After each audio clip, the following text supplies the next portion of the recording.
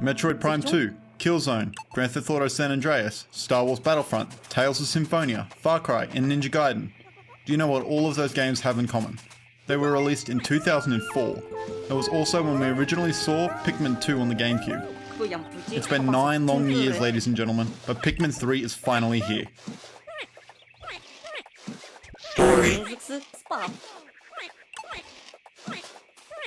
So it's been 9 years. So is Pikmin still Pikmin?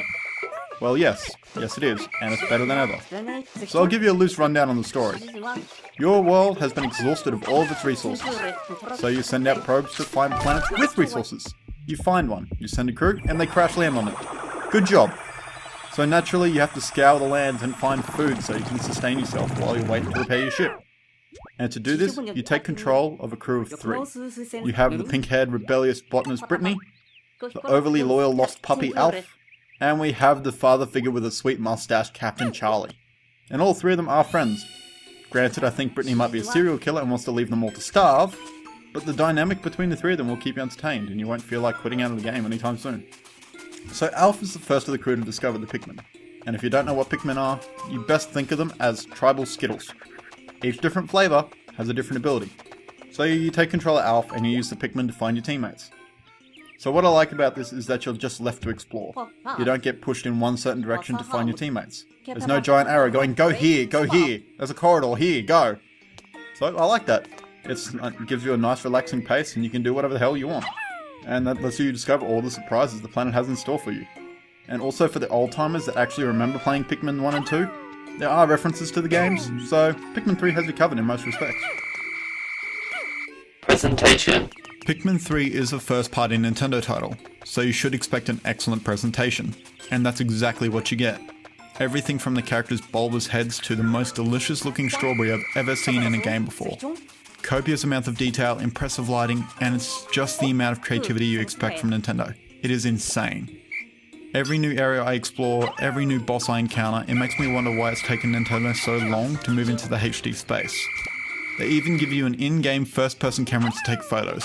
I think that's just them silently bragging about how good their game looks. Sure, there's a few weird visual hiccups like bad textures popping in and out and characters clipping into walls, but honestly I was too busy looking at the rest of the world to care. Gameplay. Pikmin has always been very simple. It's easy to pick up and play, and there's a whole lot more depth than some people realise. However, the hardest part about Pikmin 3 is choosing the right control scheme for you. There are a total of 5. We're going to tell you straight up now that we recommend the Wiimote and Nunchuck to move and control the Pikmin, while using the Wii U gamepad as an off-screen map and stats tracker. However, there are more options than that. This even has support for the Wii U Pro controller of all things, if you can believe that. And if you can't share the big screen often, there's an off-screen play as well.